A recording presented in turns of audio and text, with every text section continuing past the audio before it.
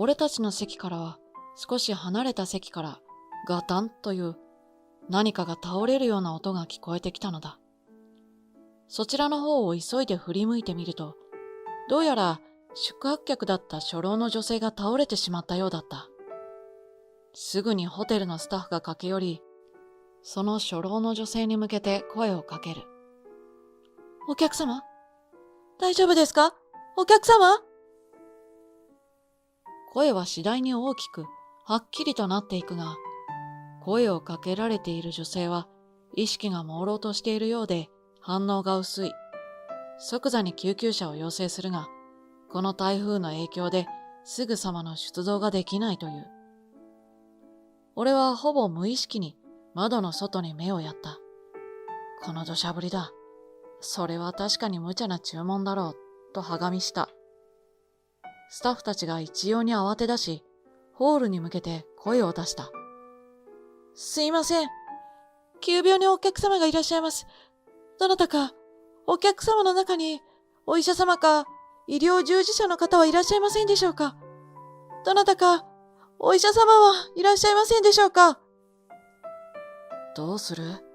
と自分の中で自問自答していると、美奈子に声をかけられた。あなた、言ってあげて。妻の瞳には、懇願と言っても差し支えないような願いの色が滲んでいた。わかった。できる限りのことはしてくる。俺は少しためらいながらも、自分の出番なのだなと覚悟を決め、女性たちのもとへと向かった。新田、この新商品の日本酒どこに運べばいい？ああ、それは奥の倉庫に持って行ってくれ。明日の出荷分にするから。わかった。じゃあ運んでおくな。目の前にうず高く積まれた日本酒の瓶の入った箱を台車に乗せ、慎重に倉庫へと運んでいく。俺の名前は松田一郎。今、俺は、かつて一緒の職場で働いていた友人の新田英二が営む酒蔵で、酒造りや商品の納品の手伝いをさせてもらっている。もともとは全く別の職種についていたため、仕事を始めた当初は慣れなかったが、長く続けていけば、それなりにコツもつかめてくるもので、今ではお得意さん方にもなんとか気に入られているようで、ほっとしながら仕事している。力仕事と繊細な仕事と、両方こなさなくてはならないのが、酒に関わる仕事の難しさだと感じていた。繁忙期に入ると、ほとんど休む暇もなく働いてはいるが、前職も同じかそれ以上に多忙だったため、俺にはそこそこの体勢があるようだった。そのおかげか、目の回るような忙しさの時にも、冷静さを失わずに立ち回ることができていた。そして、気の置けない友人のもとで仕事ができるというのに加え、もともとオタクレベルの日本酒好きだったこともあり、俺の日々はまずまず充実したものになっていた。繁忙期も過ぎたとある日のことだった。仕事が一段落したところで、英二が話しかけてきた。一郎、お疲れさん。おー、英二、どうした？汗をふきふき、英二の話を聞く。いやー、一郎はいつも頑張ってくれて、本当に助かってるよ。それで、ちょっと提案なんだがな。繁忙期も終わったし、久々にゆっくり家族旅行にでも行ってきたらどうだ？突然の英二の提案だったが、それは俺にとってとてもありがたい提案だった。この仕事についてから、今までの仕事のことを忘れるように無我夢中で働いていたが、そのために家族には迷惑ばかりかけていた日々だったように感じる。久々の家族サービスも悪くないように感じる。だが、それはとてもありがたい提案だけど、いいのか？俺、お前にお世話になってばかりじゃないか。なんだか申し訳ないな。そんな細かいこと気にすんなよ。むしろ俺の方が美奈子さんやともくんに申し訳ねえって思ってるんだから。英二が妻と息子のことまで気にかけてくれていることに、俺は嬉しくて、胸の奥がじんわりと温かくなった。じゃあ、お言葉に甘えさせてもらおうかな。ああ、日程とかは今日の仕事終わりにでもまた相談するか。それじゃあ、また後でな。上機嫌に言うと、英二は仕事へと戻っていった。俺は仕事終わりに日程を英二と相談し、そのことを妻の美奈子と息子の友に話した。それから、旅行の相談を3人で話し合い、最終的には、美奈子がずっと行きたがっていた沖縄の離島へと行くことになった。宿泊する予定のホテルは、俺たちの職場の酒蔵の酒も取り扱ってくれているお得意さんのホテルだ。その日から俺たち3人は、旅行の日を心待ちにして毎日を過ごすことになる。まったく、英二には足を向けて寝れないな。2週間前の天気予報では快晴のはずだったのだが、旅行直前に突如、台風が発生したという情報が俺たちの耳に飛び込んできた。あちゃー、台風か。困ったな。沖縄や九州は台風がよく訪れるものね。どうしようかしら。妻が残念そうな声を出したので、俺はその声を打ち払うべく明るい声を出した。いや、大丈夫だ。行こう。でも台風が来るんでしょ？危ないんじゃないの？大丈夫だよ。天気予報をよく見てごらんよ。確かに沖縄本島には台風は少しぶつかるかもしれないけど、俺たちが行く島は大丈夫みたいだから。あら、本当？よくよく調べた結果、台風の進路予定地には、俺たちが行く予定の離島からは離れていたので、大丈夫だと思われた。だから俺たちは予定通り旅行を決行することにしたのだった。こうして4泊5日の沖縄旅行がスタートした。まだ小さな息子の友は、初めての沖縄旅行に行く前から大はしゃぎだった。学校の友達にも自慢してたみたいで、みんなから羨ましがられたと、俺たちに自信満々に言ってきた。だけども、家族で和気あいあいと過ごすはずの旅行が、まさかあんなことになるなんて、思ってもみなかった。旅行の初日、俺たちは1日かけて沖縄の離島へとたどり着いた。飛行機と船の移動は結構答えたが、たどり着いた沖縄の海の青さに、俺たちは感動しきりだった。まるで空をそのまま映したかのような美しいブルーマリン。だけど、その海は海底まで見えるんじゃないかと思えるほど透き通っていて、沖縄のカラフルな魚たちが俺たちを歓迎してくれているようだった。1日目はホテルでゆっくりと過ごし、俺たちは明日からの本格的な沖縄旅行に心を躍らせて眠りについた。そうして2日目の朝、窓を開けると快晴の空が俺たちの目に飛び込んでくる。朝食はホテルのバイキングだ。朝から新鮮な海鮮料理や沖縄独自の文化に育まれたゴーヤーチャンプルーなどもいただく。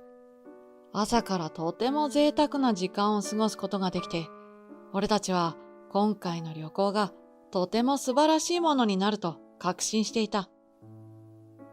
午前中のうちから海へと出かけて、俺たちは海水浴を楽しんだ。友は海で泳ぐこと自体初めてだったからか、最初は戸惑っていたが、すぐにその気持ちよさの虜になり、3人で沖縄の海を思う存分楽しんだ。午後になると、シュノーケリングの予約を入れていた。これは、妻の美奈子のたっての希望で、この離島に来たら絶対にシュノーケリングをやりたいと言っていたのだ。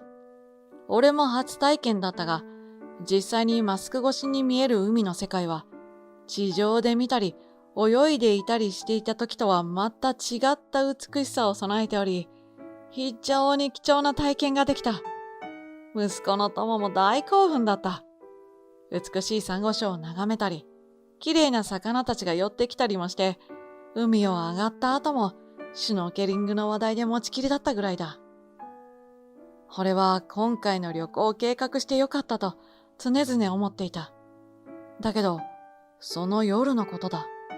つまりは、俺たちがこの離島に到着してから2日目の夜、何やら天候が怪しくなってきた。現地の人の話やニュースなどを見る限り、どうやら台風の進路が予定の方向からそれてしまい、この離島にも上陸してきそうだということらしい。明日以降の予定にももろに影響が出てしまいそうで正直困った。友も楽しみにしていた明日の予定がなくなりそうだと知るとぐずり始め、しょぼんと肩を落としていた。台風が近くを通ることは分かっていたことだ。あとはこちらに来ないことだけを神様に祈るしかない。俺たち3人は明日以降もまた沖縄を楽しめますようにと願いながら、その日は眠りについたのだった。翌日、旅行3日目の朝、外の天候は大荒れだった。窓の外には昨日までの美しい光景をすべてなぎ払わんばかりの豪雨風雨がゴーゴーと吹き続けている。参ったなぁ。俺は思わず窓の外を眺めながらそうつぶやいていた。仕方ない。天気には勝てないし、今日はおとなしくホテルで過ごすか。俺は2人を起こして、外の事情を説明した。友はあからさまにしょげていたが、妻も心なしか落胆の表情を浮かべていた。それはそうだろうな。あんなに楽しみにしていた沖縄旅行だったんだ。そりゃがっかりもするだろう。俺はそんな2人を元気づけるためにも明るく振る舞い、3人で朝食のビュッフェへと向かった。昨日と同じように朝食は最高のものだった。俺たちは外の天候のことは一時忘れてビュッフェを楽しんでいた。そんな時、それは起こった。俺たちの席からは少し離れた席からガタンという何かが倒れるような音が聞こえてきたのだ。そちらの方を急いで振り向いてみると、どうやら宿泊客だった初老の女性が倒れてしまったようだった。すぐにホテルのスタッフが駆け寄り、その初老の女性に向けて声をかける。お客様？大丈夫ですか？お客様？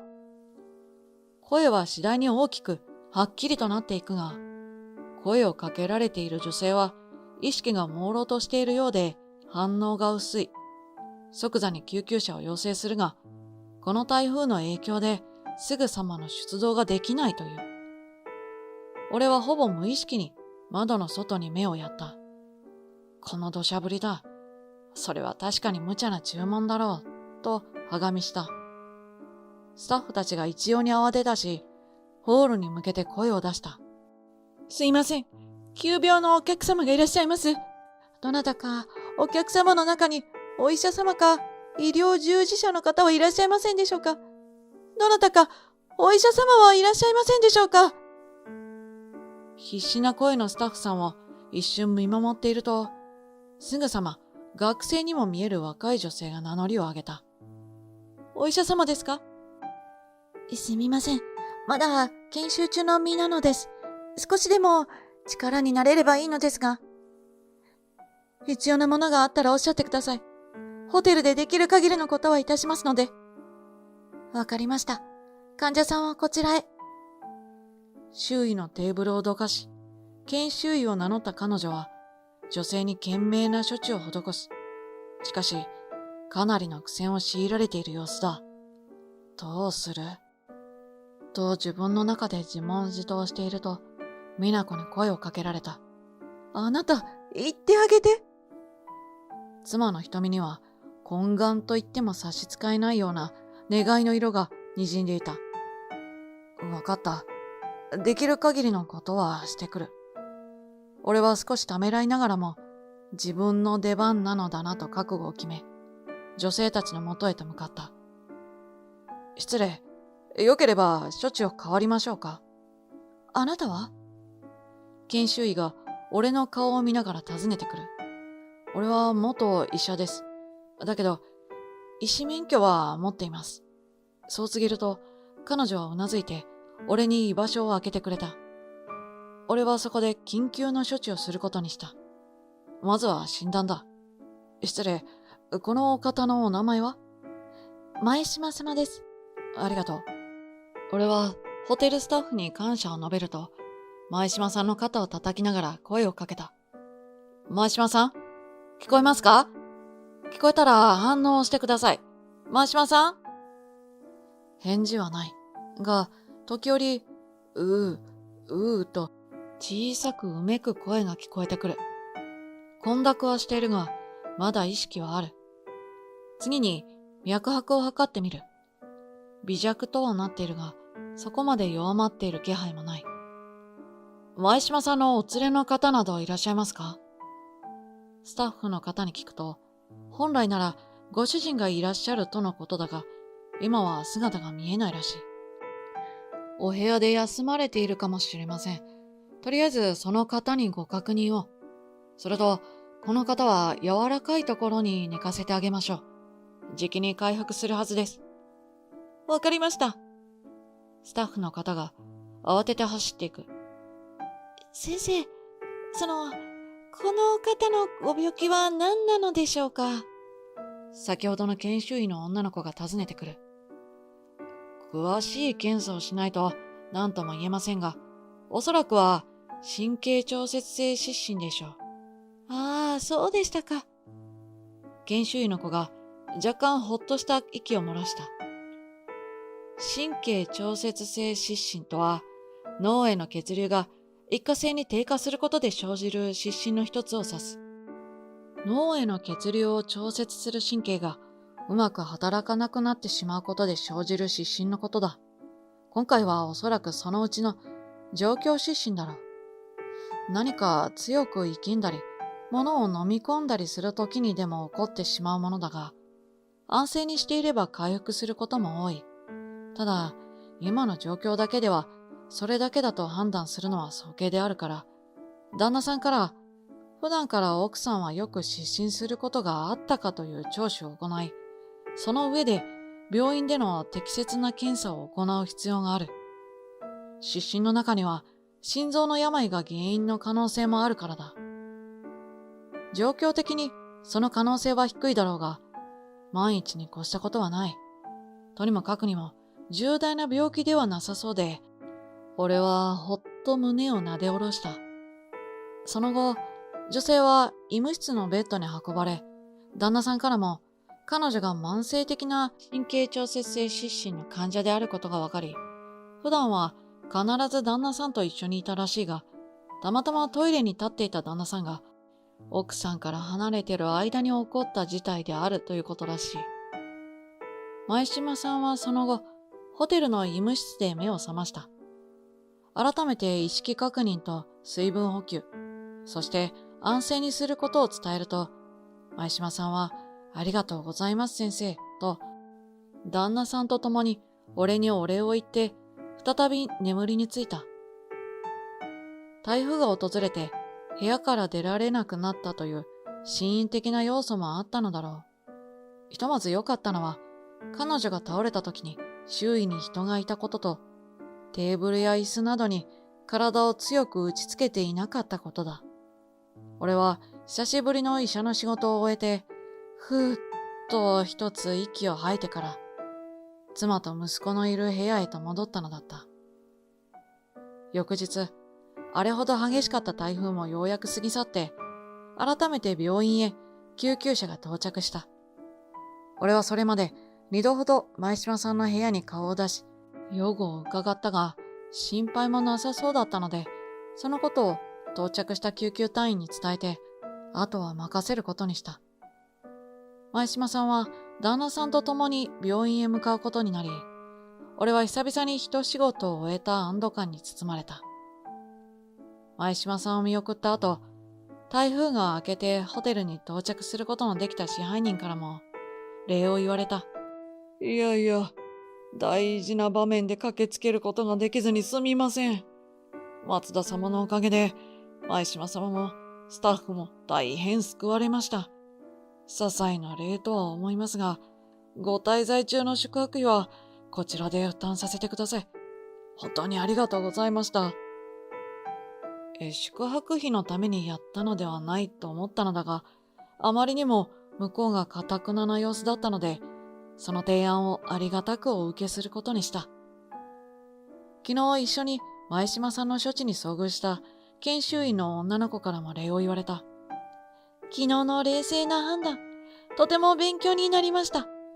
私も何かやらなくちゃと思っていたのですが、正直私自身も半ばパニックになってしまっていまして、松田さんがいなかったらどうなっていたか。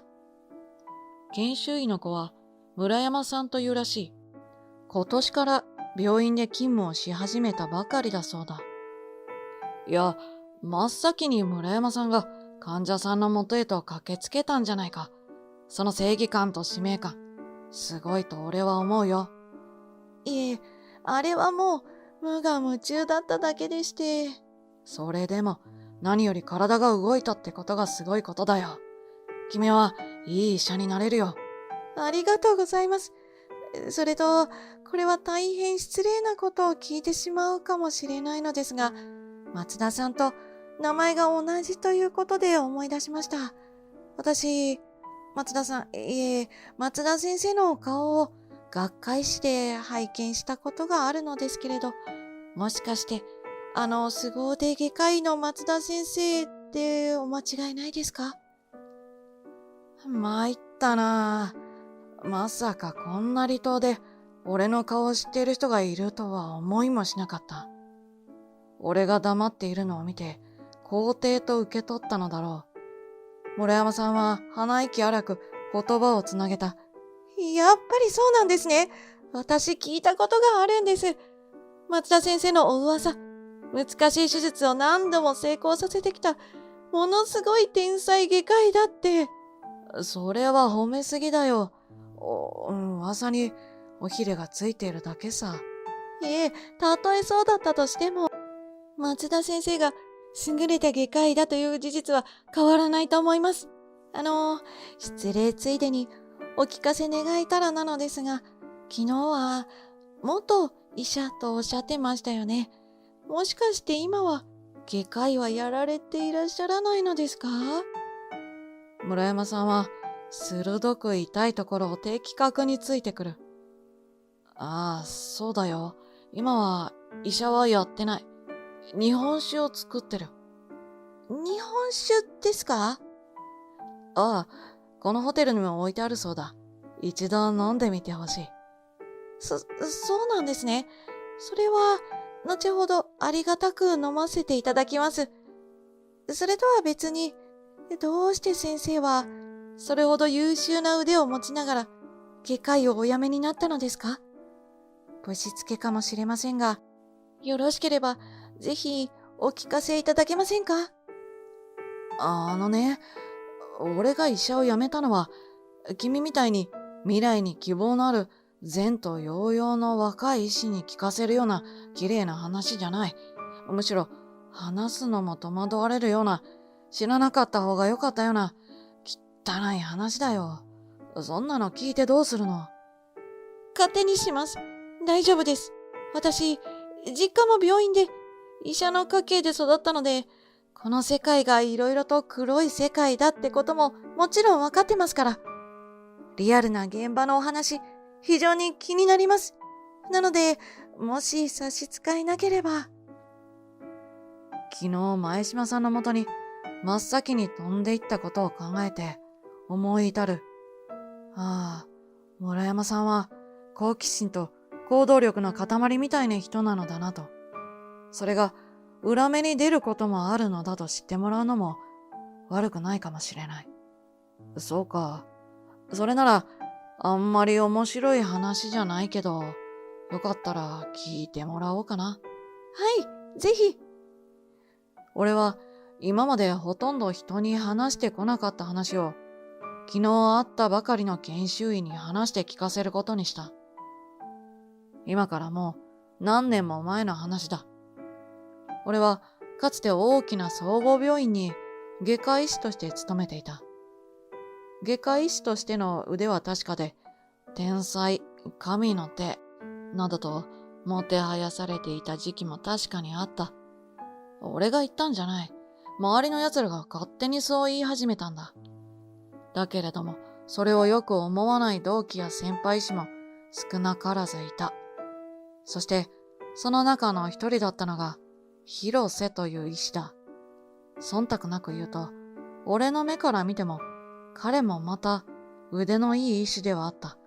だが、患者とのコミュニケーションにおいての問題は聞かなかったものの、彼のことを悪く言う人間も少なからずいた。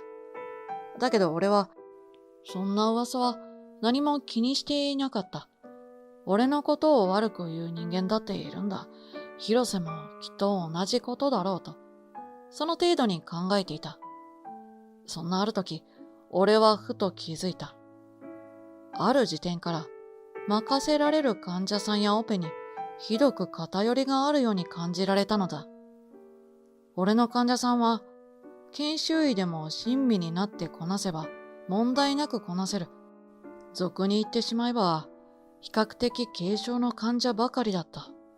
一方、広瀬はといえば、難易度が高く、医師の間でも難しいと言われる手術を多くこなすようになっていた。そして、手術が成功するたびに広瀬は持ち上げられ、その手術の経験が彼の実績を積み上げていった。俺はその時は患者が救われるのなら別にそれでもいいかと楽観的に考えていた。しかしある時、田代院長と広瀬の会話を偶然耳にしてしまう。田代院長、先日もありがとうございました。あの手術を執刀できるのは、この病院ではおそらく私か松田だけでしょう。こちらに回してくださりありがとうございます。ああ、これでいいんだろ？はい。これ以上松田にいいところを持っていかれるわけにはいきませんからね。私の実績はこれでどんどん積み上がっていきますよ。いやー、田代院長様々ですな。ああ、わかっている。だから、例の件については、内密にな。例の件？院長が病院のお金をこっそり使ってるっていうあれですか？広瀬くん。わかってますよ。こんなことをばらされたら、田代院長も終わりですもんね。もちろん、内密にしておりますよ。その代わり、これからもよろしくお願いしますよ。俺はそこまで聞いたところで、こっそりとその場を後にした。どうやら広瀬は、田代院長が病院の金を横領しているという物的証拠を握っているのだろう。弱みを握られた田代院長は、広瀬の言いなりとなって、広瀬の実績となるような難しい患者を率先して回すようにしているということか。そのため、こんなにも手術の難易度にばらつきが出てしまっているんだな。だけど、俺は直感で何か嫌なものを感じ取った。この件には、もっと根深い闇があるのではないかと。会話を聞いてしまった俺だったが、証拠もないまま、それを誰かに言うわけにもいかなかった。そこで、ひとまず俺は、一人水面下で動くことにしたのだ。まず俺はこっそりと、広瀬が担当した手術のカルテを調べることにした。そこで明らかになったのは、広瀬の行った難易度の高い手術は、成功しているものだけではなかったということだ。もちろん、手術に絶対はない。だけれども、失敗の件数があまりにも多すぎる。中には、患者の家族や遺族に訴えかけられた案件もあったようだが、それらもすべて示談金を渡してもみ消しているようだった。その示談金の出所はといえば、田代院長しかないだろう。個人の実績のために、他にもっと適任がいるような案件や、それを専門の得意分野としている医師がいるにもかかわらず、広瀬が担当している案件も一つや二つではなかった。もちろん、その被害者家族の中には、俺だったら救えたのではないかと思える案件も多数あった。胸の内に、田代院長と広瀬に対する憤りがふつふつと湧き上がってきた。正義感と医師としてのプライドと、広瀬が担当したカルテのコピーを大量に持って、俺は田代院長のもとへと直談判に行った。院長、先日お話は聞かせてもらいました。広瀬と組んで行ったこのカルテの患者さんたちのオペのこと、一体どうお考えなのですか？しかし、俺の怒りはどこ吹く風とでも言うように、田代院長はのらりくらりと保身のためにその事実を否定した。松田君、君は何を言っておるんだ？ 100% 手術を成功させられる医者がどこにいる？そんなことで私と広瀬君に因縁をつけようなんて難癖というものだよ。何の証拠にもならん。ここまで来てまだしらばっくれるおつもりですか？黙りたまえ。いいのかい？私は仮にもここの院長だ。君一人の首なんてどうとでもできるんだぞ。俺一人の首で救える患者がいるのなら、俺は構いません。なるほど。そこまでの覚悟か。まあいい。私は何も知らん。無論、広瀬くんもそうだろう。外は追って伝える。仕事に戻りたまえ。田代院長、聞こえなかったのか？仕事に戻れと言っているんだ。俺、大事な患者さんたちがお待ちなんじゃないのか？さっさと出て行きたまえ。俺は、その場は一度引くしかないと思った。証拠が足りない。広瀬のことは田代院長の言い分もまかり通る。世の中に 100% 手術を成功させることのできる医師など存在しない。だから俺は田代院長の横領の証拠を集めるように奔走した。だが、その手の行動は向こうの方が早かったのだ。どんな手を使ったのかは知らないが、広瀬が起こしていた手術の失敗の一部が、俺が執刀した手術ということになっていた。全く、どんな手を使ったのかはわからなかった。だけど、気がつけば、広瀬が過去に行った手術ミスまでが、俺の責任ということになっていた。どうしてくれるの？あなたのせいで。ゆりかは、娘は死んだんですよ。どう責任取ってくれるのよ。ゆりか。何より辛かったのは、やったことのない手術を受けた患者の家族との対応だった。まさかその手術は俺がやっていませんなどと言えるわけもなく、だから娘さんが死んだのは俺のせいではないですなどともちろん言えるはずがなかった。俺ができることは、やってもいない罪を謝り続けることだけだった。そしてその中には、本当に俺が受け持っていれば救えたかもしれない命もあった。利権と個人の欲に惑わされ、毎日犯してもいない罪が増えていく毎日。